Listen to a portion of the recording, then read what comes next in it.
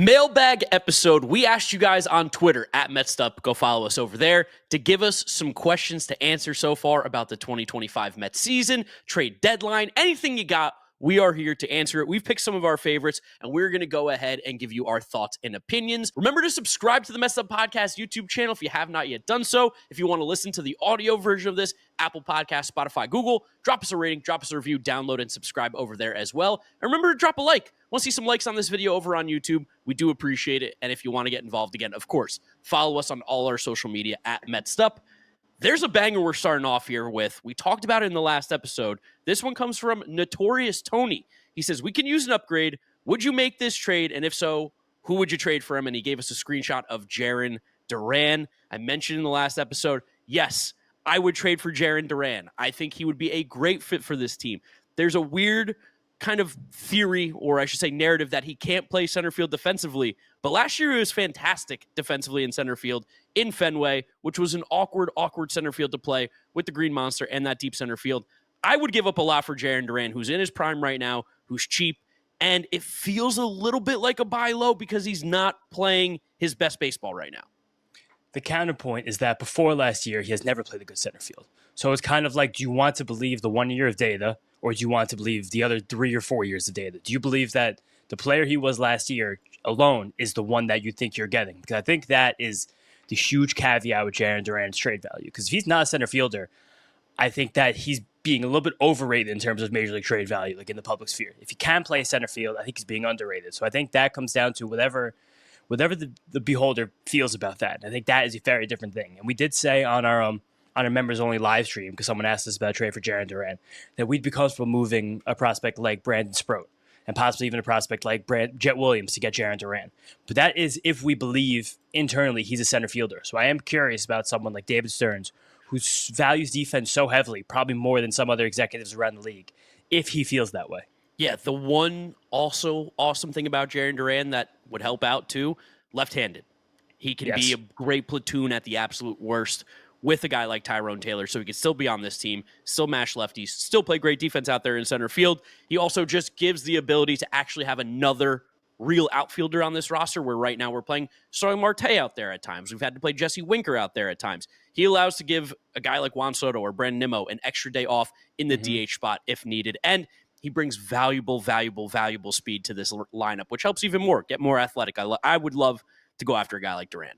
Yeah, more athleticism is good. And as we talked about also in that live stream, Duran has 3 more years of team control. He is not even arbitration eligible. He actually might have 4 more years of team control, but he's not even arbitration eligible yet. So I think that is also where the bulk of his value comes from. You have someone who's probably a plus at the bat, someone you hope is at least a plus at a premium position in the field, and he's not a free agent until 2029.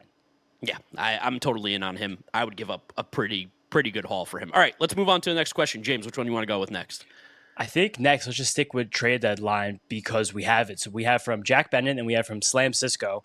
Jack says, what position/roles do you think Stearns will move forward to deadline? And then Slam Cisco says, if the trade deadline was next week, similar, who would you guys go after? So we did both just say if Jarren Duran is available, we would go after him. Jeff Passan put out his first trade deadline prediction preview a couple days ago, same day that we did. So funny enough, the content guys working on content at the same time. He thinks that the best fit on the market for the Mets is Cedric Mullins, which is similar idea that we've talked about Luis Robert before. We've been talking about Jarren Duran now. If there's a spot in this Mets team they can upgrade, it is center field. Yes, center field would be great. I'm in on Cedric Mullins too, and he will be for sure cheaper than Jarren Duran because of the years of control, because he's a little bit older. He does play a great center field. There's no doubt about that. He is a fantastic defensive center fielder. He's got pop with that left-handed swing, so it works there too with Tyrone Taylor. I'd be down for Cedric Mullins. I'm going to say this, and Mets fans are probably going to be so pissed at me, but until David Stearns trades for a frontline starter, I won't believe it until I see it. And this is nothing against what David Stearns has done right now, but just historically, and it was different with the Brewers, but I'm going to keep saying it, until he goes out and gets that ace guy on the market, I don't necessarily know how realistic it is that David Stearns makes that move. No, and we had another question here from our girl Bella. She said, and this plays into what you just said, how does Corbin Burns' apparent injury change your perspective on the Mets offseason and why they didn't go after him? And I think that is the whole crux of David Stearns. The reason he doesn't go after these high-level pitchers, because you're putting such a massive investment on an asset that no matter who it is, no matter who they are, is incredibly risky.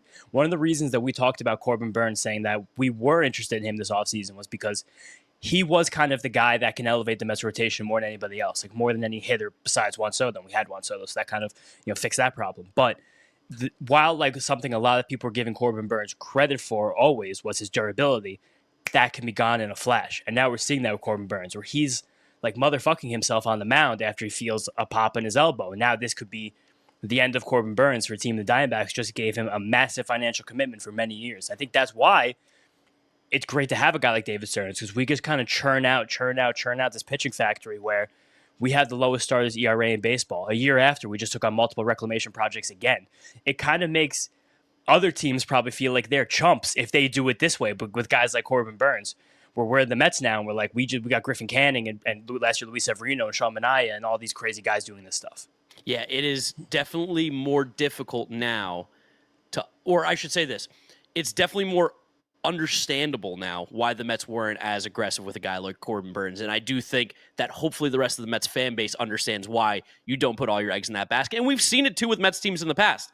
The Verlander and Scherzer saga, where we gave them a shit ton of money. And we saw when those guys miss starts, it hurts the team. You want to build, and I think this is now coming into like a more modern baseball versus like old school baseball.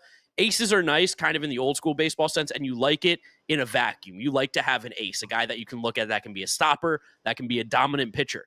But if that guy goes down, which is possible more than ever in Major League Baseball right now, you need to have a deeper staff. And that's what you see the Mets do. That's what you saw the Dodgers do. I know they have aces for sure, but look, Blake Snell, Tyler Glasnow, they're all hurt right now, and they just keep churning guys in and out. The depth is more important than the front-end talent, and you kind of just hope when you get to the playoffs, those guys are healthy and able to go.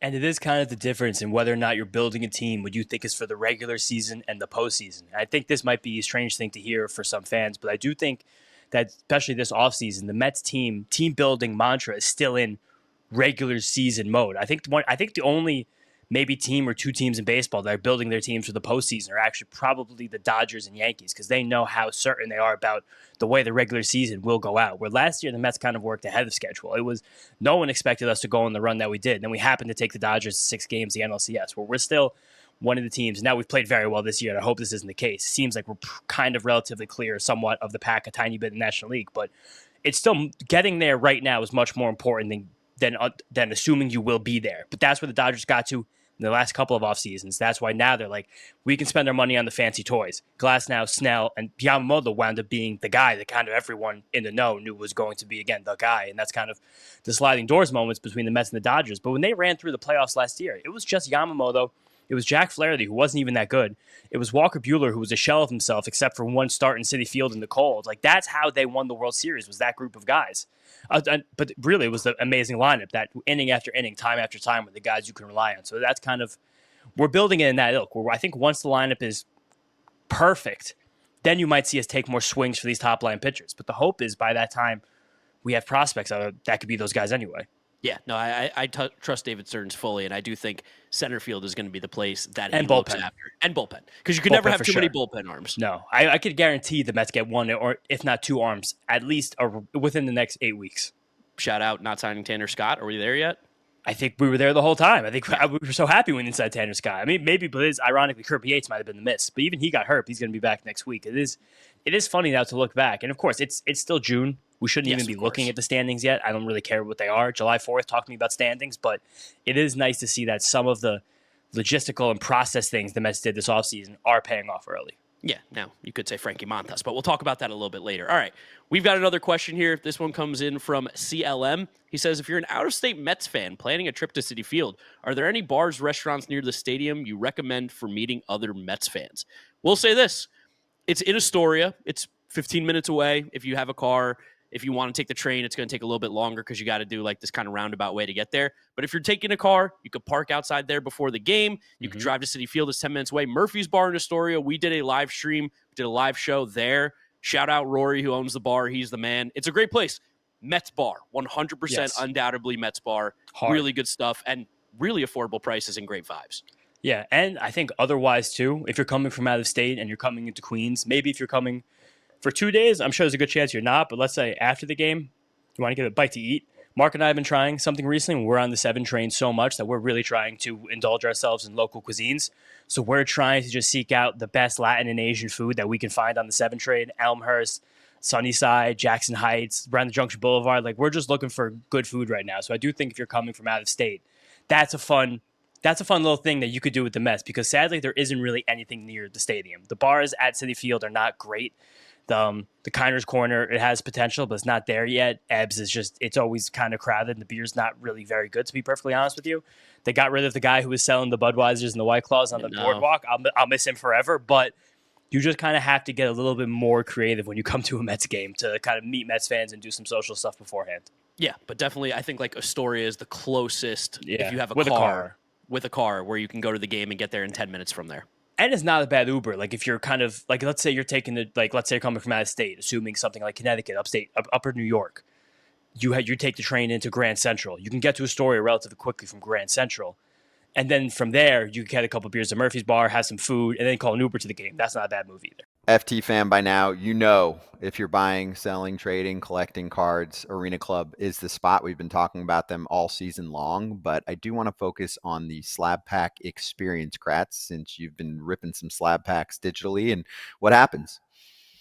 I mean, as a kid, you wanted to rip open the packs. How can they do this digitally? Oh, baby. This is exciting, how the graphics come out and everything. And, oh, yeah, the card that you pull, you can actually get that, John, physically. So it's perfect. It's all in one place, and it's a super exciting experience. Yeah, they send that to you from the vault if you want it. But if you look at it and you're like, it's not the card for me, I want to sell back, go for it. You can do any of that on Arena Club, and you can acquire the best value for your money with those slab packs, transparent checklists, and Arena Club's Slab Safe program. Right now, you can get 20% off your first slab pack or card purchase by going to arenaclub.com/FAL and use code FAL. arenaclub.com/FAL. Use code FAL. Yeah, not a bad move at all. All right, next question here from David V. He says, does it make sense to transition Blackburn to a role like Budo after Manaea comes back? I was pretty impressed with how Blackburn looked the other night. He looked like a very, very capable starter. It's kind of him and McGill fighting right now for that last spot. And I'll be honest, I think I like McGill more in that role than I like Paul Blackburn. I do, but I think also Paul Blackburn said, he was like, yeah, I understand, like, I'm going to be moving to the bullpen after this. Like, I'm going to be used however the team wants me to be used. I think that's fine. But someone like Blackburn, because he's just not throwing fastballs anymore, which is like a fun thing he's doing. It's kind of like in the Griffin Canning mold. He still is throwing his fastballs, just fewer of them, where it's going to be cutters, curveballs, sliders, junk. Where I do sometimes think the junk doesn't exactly work as well, like you're saying, in a bullpen role. But also, it doesn't work that well in the starter's role either. That's probably like a 4 or 5 inning guy at max. And it's like, all right, we're keeping Paul Blackburn in the rotation to give us 4 or 5 innings. Even yesterday, Tyler McGill gets rocked in the first inning. He takes a couple deep breaths. He settles in and decimates the Dodgers line for 5 innings after that. Gets 18 swings and misses. I think like an 87% whiff rate with his slider. And winds up striking out 7 guys and holding Dodgers to 4 over 6, which objectively is not that bad at the start. It's still, in terms of ceiling, like he's definitely better as a starter than Paul Blackburn is. Ceiling-wise, 100%. I think floor too, because I think while we saw Paul Blackburn pitch one great start, it's just like it is a bunch of bullshit. Especially in a game like this where the Dodgers are probably prepping someone for the Paul Blackburn they knew, and he comes out throwing every single pitch new. It's like, okay, maybe when the next team gets video on him, things are a little different. But I do think that Blackburn's going to become a bit of a swingman now. I mean, they're probably both going to become swingmen, let's be honest, because Frankie Montas is going to come back at some point too, which builds into captain's question. Is there any concern for Frankie Montas after rehab starts? I know that runs are important in a rehab, but just watching, he doesn't look very good. Couldn't care less. Yeah, I couldn't either. Especially I'm going to try and find some stuff plus and some velocity stuff on him right now while we're talking about this, but it just, I don't know. You don't know he's working on a new pitch. Similar to what we just talked about Paul Blackburn. We could have worked all of Frankie Montas' pitches before this happened. He's still trying stuff. I also think that's just sometimes these guys, when they're in these rehab starts, they're not exactly as razor sharp, focused, locked in as sometimes they might be. They just want to make sure they feel good. Of course, you probably don't feel great when you're getting decimated, but you also just want to make sure you feel good physically rather than like the numbers on the scoreboard. So I do think I feel fine. I think that Montas is the guy the Mets fans are piling on right now because a lot of the Mets creators are like, here's Frankie Montas giving up 5 earned runs in 3 innings in a rehab start. People are like, I knew this guy was trash, but I would reserve all judgment until he pitches for like a month in the major leagues. Yeah, again, Griffin Canning has a sub-4 ERA right now. He was the worst pitcher in baseball. It was not a debate. We took Sean Manaea, we took Severino, fixed them last year. Give Frankie Montas a chance. The guy throws 97. Like, Literally. I don't understand the hate for him. Severino's pitching like shit, by the way, too, with the A's right now. So, Of course. I mean, where else were we going to go and get this? I think the one guy to be mad about was Matt Boyd, because Matt Boyd looks sensational right now. But it's also Sure. like, no, yeah, well, I'm just kind of being facetious. It's No, like if David Stearns has made the move for a pitcher, I tend to give him the benefit of the doubt at this point. And I don't think there's a Met fan out there that would have been excited about Matt Boyd besides you and me. No, of course, but hey, I mean, that's kind of the way the news goes. Give me a question that you got. Where do you want to go with this next one? All right. Here's a fun one from our guy Rob Colonna. We know Legend. a lot about what Eric Yeagers has done to revamp the Mets minor league pitching development, but do we know anything about what Jeff Albert and Andy Green are doing to revamp hitting development? And Rob, I'm going to be dead honest with you. No idea. I don't know anything, because there's so much less hitting data than pitching data, especially in terms of all the minor leagues. Like, we could get an amalgamation of all the Mets' average exit velocity through every single level, and that could probably tell us something if we look at something like that year over year. But that could be as personnel player based as it is coaching based. It's very hard to be able to see this stuff. And we're pitching, it seems obvious. Like, I don't know if you saw this tweet from Lance Brozdowski last week, but right now the Mets have overtaken the Dodgers for highest average fastball velocity of all minor leaguers combined. Oh, I love that. Wow. And the Dodgers have led that, I think, going back like 5 or 6 years, Lance mentioned in his tweet. Wow. So that's something that's like bang in our faces. That's what the Mets pitching development is doing. Throw gas. Yeah. Awesome. I think like the only thing that you could look at hitting wise is seeing that there are a lot of guys hitting really, really well in the Mets minors right now. Carson Ben just tearing it up in Brooklyn. He's been an absolute beast. We know Jet Williams is a dog. We know that there are a bunch of good hitters right now. Jacob Reimer's having a fantastic year. He's making it on the borderline of top 100 prospects list right now, which are kind of crazy. The Mets hitting is definitely getting better, but it's hard to tell. Like, you can look at pitch data, you can look at spin rates, you can look at movement, you can look at release points. There's strikeout rate. Yeah, you can look at strikeout rate and walk Easy rate. one. Like with baseball and hitting especially, it's like exit velos are kind of the only thing we have, and we can only compare OPS? an OPS, but even then, like at the minor leagues, it could be a little bit iffy, as we know. So it's like we can only compare the exit velos to what they previously were, and there's just not that much data for these guys because most of the leagues don't even have exit velo readily available. No, probably some of the leagues with the most development being like high A and double A are the ones we actually don't have this data. But also something to look at as we get through this year now. Also, I'm pretty sure Andy Green just oversees everything. Am I wrong about that? I think he is like I don't want to call him the farm director because I think it's a better term, but he is, I believe, like a big player development guy overall. Yeah. Rob is like never wrong about anything. He's so on the money with every single tiny little like personnel tidbit he has, so I tend to believe him. But Rob knows things about us that I don't know. Yeah, literally. Every single time talking to me says something, I'm like, wow, that's a great point, dude. But I think that the one thing to look at would be just individual players taking massive steps up. So I think like if Ronnie Mauricio winds up going on a tear, if Ronnie Mauricio is able to lift the ball to major league level, we'd be like, bam, that's a huge win for Mets player development. If Brett Beatty continues to stay hot and like runs out this season as like a 3-WAR player, that's like win right there. You said Reimer. You know, we saw Jesus Baez, the way he's grown over the last year plus, being someone who's not exactly everything that meets the eye, but now being a fringe top 100 prospect. Eli Serrano. Someone like that. Like if you see Carson Ben just pull rate go up, like those are things we can hang our hats on for Mets hitting development rather than like. Because also, I don't think he'll ever get to the spot because I think the pitching lab is now like has like a life of its own, and it's like kind of become this crazy thing. Like you told me before we started on here that there was a headline about Jonah Tong on that front page of MLB.com. Like. Probably a little bit longer till we get to that spot, but I do think it is. It's never going to catch up to that because of what it's kind of become in baseball culture. I'm going to flip the vibe here and do more of a fun question. Shout out to Bruce. Bruce by Jesse? I don't know. I hope that's said correctly. Favorite pizza spot in New York City? I have to bow out of this one because I am dairy free. So I only can eat pizza that has dairy free cheese right now. I will say, shout out Bellucci in Astoria. They make a great vegan pizza. Vegan cheese only. I still do like regular everything else, and the crust is fantastic in that. And then what is the place in Williamsburg that... The Industry. No. Oh, they have Vinny's. Vinny's. Vinny's also has a great... Because I can get just a singular slice of pizza, and it feels like I'm eating regular pizza. So any dairy-free people out there, Vinny's and Bellucci are my 2 favorite right now. I've been gluten-free for a few years, but I'm definitely a huge pizza guy. Otherwise, I was before. And every 6 months or so, I just give myself horrible stomach pains to eat pizza because it's my favorite thing in the world. So I'll vouch for this one and say La Industry. There's the original location in South Williamsburg, and then also there's a new one in Manhattan. It's open a few days a week. I think that's the best individual slice of pizza probably on earth. If you want a regular ass slice, like that's the one. John's on Bleecker Street's the classic, like New York style. Sometimes a long line on the weekends, but it moves fast. You get pitchers of Peroni. You have a great time in there. I haven't had any of like the new age ones. Like I know like Cellos and like Seri, yeah. That's like the big one that I think Portnoy gave a crazy rating to. But those are the ones I would put my stamp on. Also, if you want to get a little bit off the beaten path, it's Pomona Gardens. I grew up. The first couple years of my life, I lived next to there. My family went there forever. That place in Gravesend, Bensonhurst area, like that's a wild slice of pizza.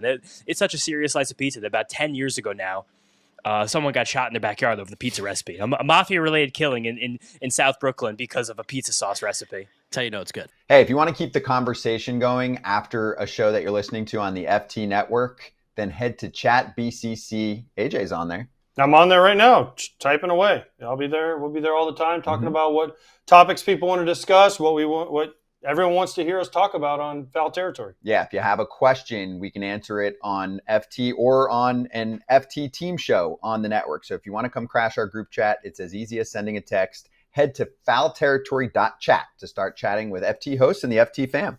All right, switching the gears back to baseball here. Shout out Sean, our boy, helping us out on the Discord. If you want to join the Mets'd Up Discord, link in the description, go join up there. He asks us, of all current players on the roster, who is most likely not to be on the team after the trade deadline? I like this one. Who are we thinking? We have to think it's because we have to consider also it's not part of the trade deadline, but there's the assumption that we're getting Minaya and Montas back. Yes. It has to be one of the starting pitchers. So I think at this point, while he still this year has pitched objectively well, despite the Mets fans piling on him, it probably just has to be Tyler McGill.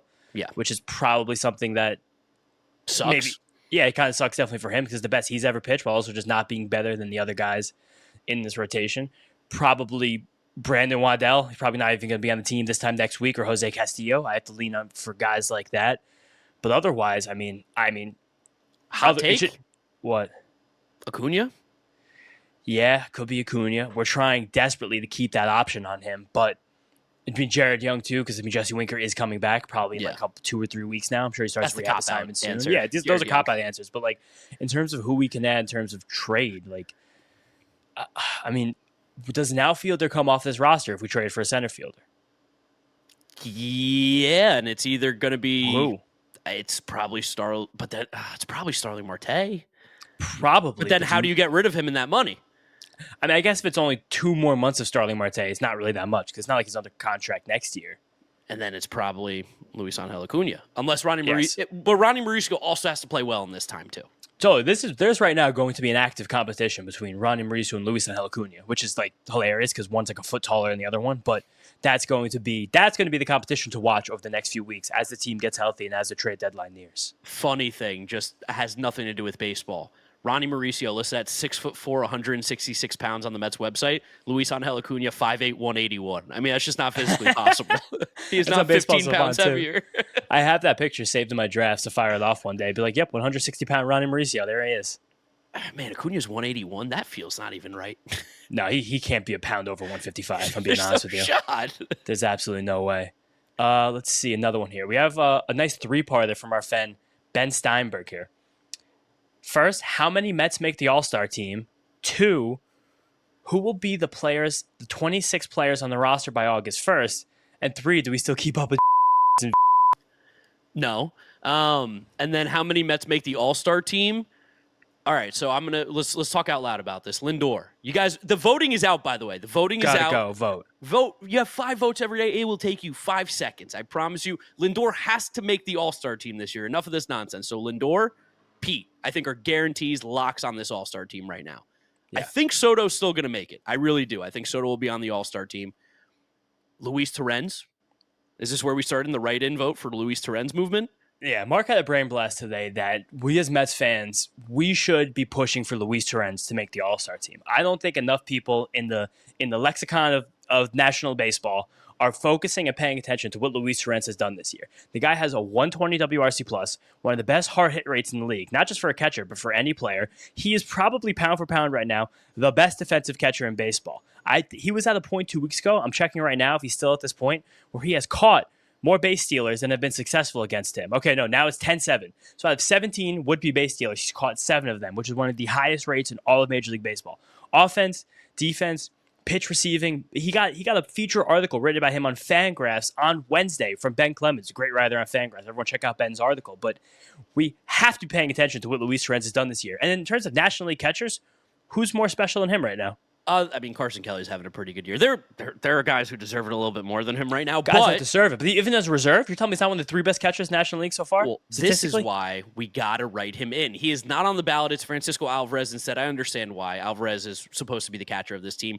Right now, Luis Torrens is the better catcher, and I think, along with showing some love for our boy Luis Torrens, best backup catcher in Major League Baseball, let's just see if we can get crazy and get him some traction on write-in votes. I think that would be a really fun storyline. So again, if at worst you vote for Francisco Lindor, you vote for Pete, you vote for Soto, you vote for Luis Torrens. Write him in so we can try and get him a little bit of traction. I'd love to see when they do the updated ballots. Like Luis Torrens name 4th? Like what? He's a write-in.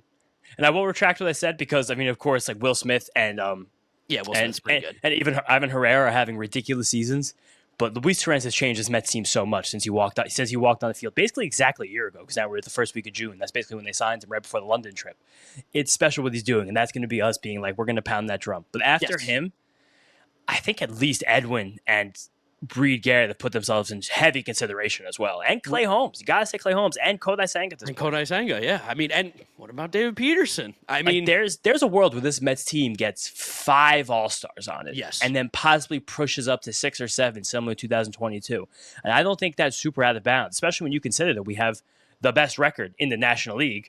We should be very well represented at that game if we have the best record. And again, there's a lot of time till the All-Star game. We got, 6-ish weeks now? Yeah, a ton. But we've really put ourselves in position to put a lot of players in this game. Yeah, no, I think the Mets could have a bunch for sure. And then who will be the 26 players on the roster on August 1st? I mean, we kind of went through that a little bit. It's going to be a lot of the same guys, and then maybe a new center fielder, probably a couple random relievers that we haven't yet thought of yet because someone's going to get hurt. It's going to happen. The Mets are going to need more relievers. If they get a big starting pitcher, who are you going to plant your flag and say the guy that they go out and get? Chris Sale. No, I'm kidding. I was like, what? No, absolutely not. I kind of agree with you. I just don't see them actually doing it, mostly because none of the teams I think will be sellers really have a big starting pitcher. The Twins, as we keep saying, are probably too good to sell, and Pablo Lopez just got hurt. It's a lat. Did he really? Yes, last night. He's going on the IL with a lat strain. So that was the big one everyone was talking about. I mean, could the Rangers sell? Probably not. The Angels don't have anybody. The Mariners are not going to sell. Paul Skeens isn't going anywhere, of course. Nope. I mean, could the Brewers... maybe Freddie Peralta actually is the guy.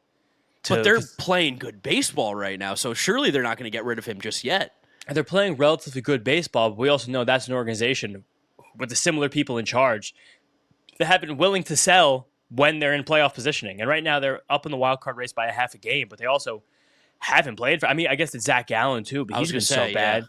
I think it's more likely that there's a trade for Sandy than Zach Gallen, I think, by a lot. Whoa, interesting. Okay. For the Mets, not in the league, but for the Mets, yeah. But I do think that's probably, those are the 2 guys, it's Zach Gallen and Sandy Alcantara, but I'm just not sure if we go down that path.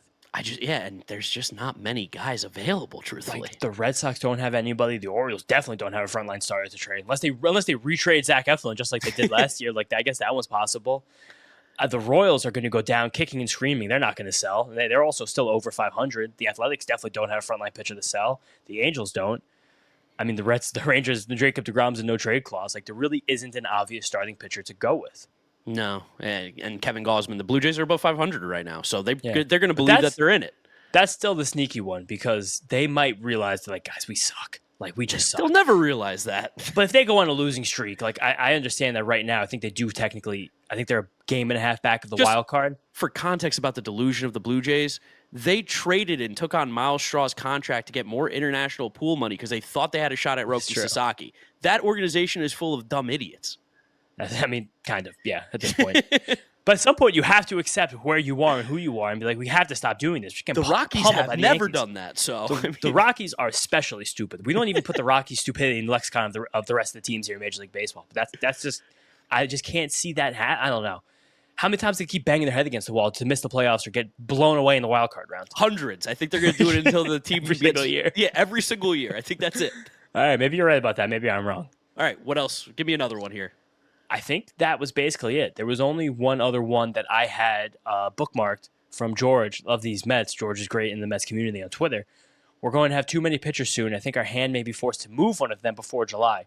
Who specifically ends up getting moved, and is it for prospects or a bat, or is the bullpen piece that moves? I'll have to throw cold water in this right away. I love you, George, but you just don't trade major league pitchers if you're a team that's winning. Like, you can literally never, ever, ever, ever have enough depth. And we could just, it sucks for him, we could just store Tyler McGill in Syracuse. We could just send him back there. He can be one of like the 60 best starting pitchers in Major League Baseball, and we could be like, we'll break glass in case of emergency again. And you know what I know is going to happen? We're going to break that glass. Tyler McGill will be pitching big games in August for the Mets again. If you're a team that's expecting to win, you do not trade from a strength like that. No, you definitely don't. I actually got a fun one to end it here with. This one comes from Carl Bridges. He said, baseball has some of the highest ratings it's ever had. Even college baseball is more popular than ever. How would you guys keep that trending upwards and making baseball more popular both in and out of America? Do teams like the Rockies and White Sox hurt the growth of baseball? I'm going to have a crazy hot take about the Rockies and White Sox. You ready for this one? Yep. I think because they're so putridly bad, it is still putting spotlight on baseball.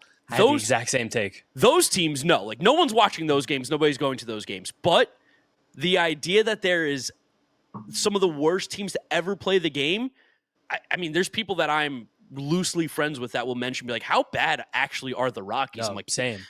You want to talk about baseball and specifically the Rockies with me? What the fuck's going on?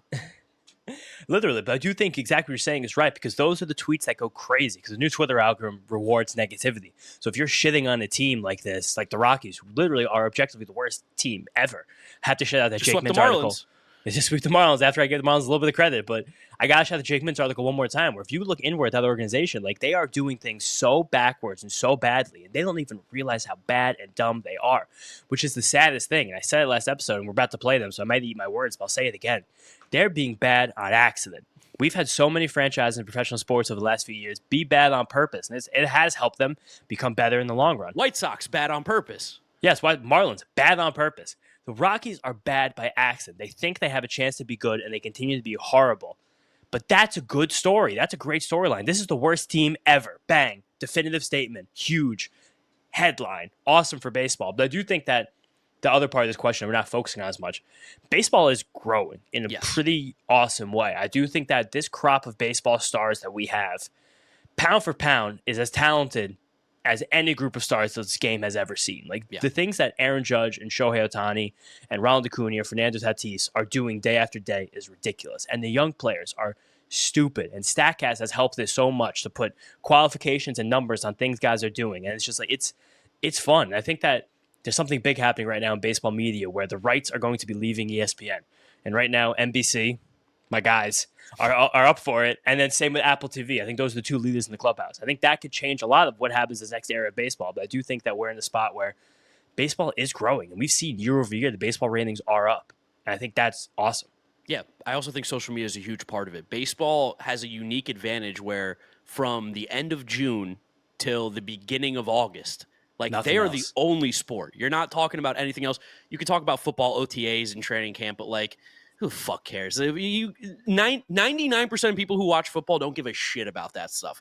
What people do like, home runs, which are being hit a lot of in baseball, fast pitches being thrown, which is happening at a higher rate than they ever have. And I do think while Major League Baseball has gotten a lot of flack in the past about how they marketed their stars and how the game had been marketing, I think the fact that there's YouTubers, I think the fact that there's people on TikTok, I think there's fact that there's accounts on Twitter, like, social media has 100% undoubtedly helped Major League Baseball grow, and I think they would agree on that same stance. And shout out Foolish Baseball, a friend of the program. He had such a great video last year about the next stage of baseball media, how baseball is tailor-made for it's a 16 by 9, the 16.9 by vertical video, just because so much of baseball happens in such a small sliver, the pitcher and the batter. Like, that is the game. So it's uniquely in a great spot to, like, attack the next medium of, to be redundant, a medium of media. But I think that's kind of a beautiful thing about this. Yeah, and more content's being made.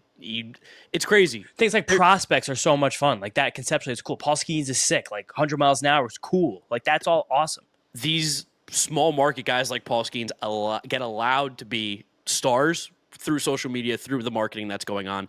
I think baseball's actually starting to figure it out, which is really refreshing considering when I started doing this stuff like full time, like 6 years ago, it was very, very different than where it's at now.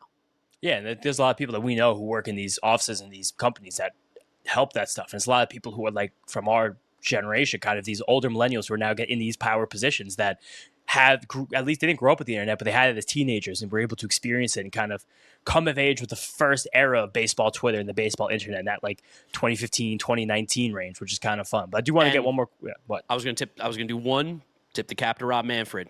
Pitch clock's a major success, and I think that has a huge thing to do with it as well.